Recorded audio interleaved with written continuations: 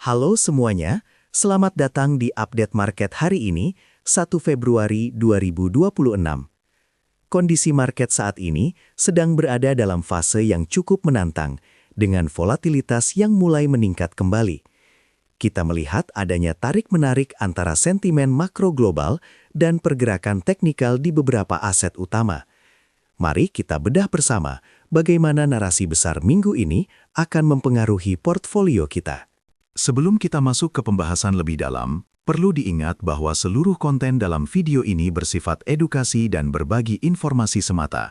Ini bukan merupakan saran keuangan atau ajakan untuk melakukan transaksi tertentu. Keputusan investasi sepenuhnya ada di tangan Anda, jadi pastikan untuk selalu melakukan riset mandiri secara mendalam. Kita lanjut ke pembahasan berikutnya mengenai kalender ekonomi. Minggu ini akan menjadi periode yang sangat sibuk bagi pasar finansial global. Hari ini ada agenda anggaran Persatuan India yang bisa mempengaruhi likuiditas regional. Namun perhatian utama pelaku pasar tertuju pada keputusan suku bunga dari beberapa bank sentral besar, seperti Australia, Inggris, dan kawasan Eropa di pertengahan minggu nanti. Dari Amerika Serikat, data tenaga kerja non-farm payrolls di hari Jumat besok akan menjadi penentu arah kebijakan moneter ke depan. Kondisi market lagi sensitif jadi pergerakan bisa sedikit liar. Berita makro pertama datang dari Amerika Serikat, di mana Federal Reserve memberikan sinyal adanya kemungkinan kenaikan suku bunga lanjutan. Tekanan masih terasa karena inflasi yang dianggap masih cukup persisten dan pasar tenaga kerja yang masih terlalu kuat. Bagi pasar kripto, sinyal ini cenderung memberikan tekanan jangka pendek karena meningkatnya biaya pinjaman dan potensi pergeseran aset dari risiko tinggi ke aset yang lebih aman. Beralih ke benua biru, inflasi di Eurozone dilaporkan mulai sedikit melandai menjadi 4,2%, turun dari sebelumnya 4,5%. Meski melambat, angka ini masih berada di atas target Bank Sentral Eropa.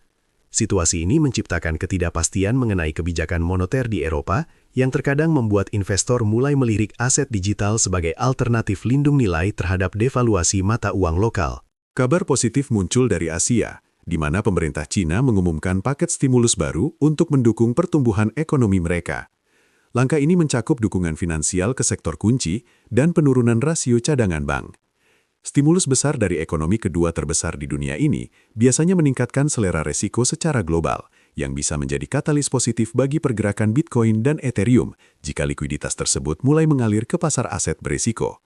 Sekarang kita lihat suasana hati market melalui Fear and Greed Index. Saat ini skor berada di angka 18, yang berarti pasar sedang dalam kondisi ketakutan ekstrim atau extreme fear.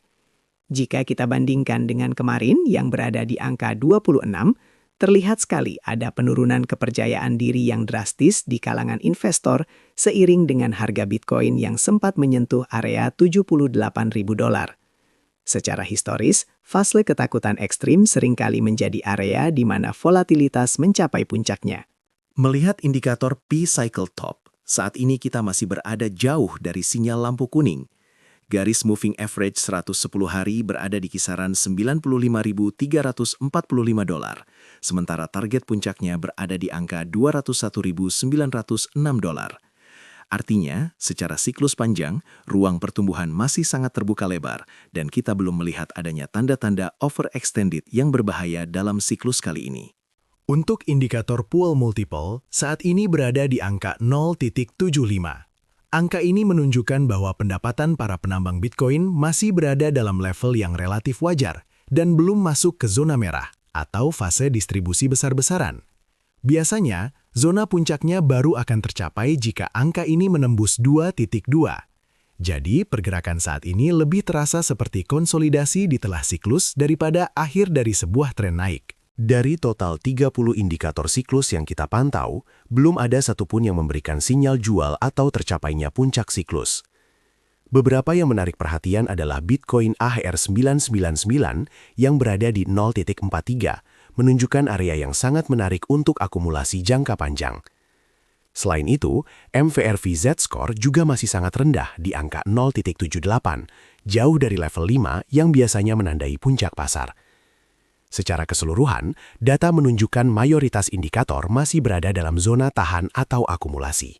Itu dia update market kita untuk hari ini. Sekali lagi, kami tegaskan bahwa seluruh informasi yang disampaikan adalah untuk tujuan edukasi dan tidak boleh dianggap sebagai saran investasi. Tetap bijak dalam mengelola risiko dan selalu gunakan uang dingin dalam setiap transaksi. Sampai jumpa di update berikutnya.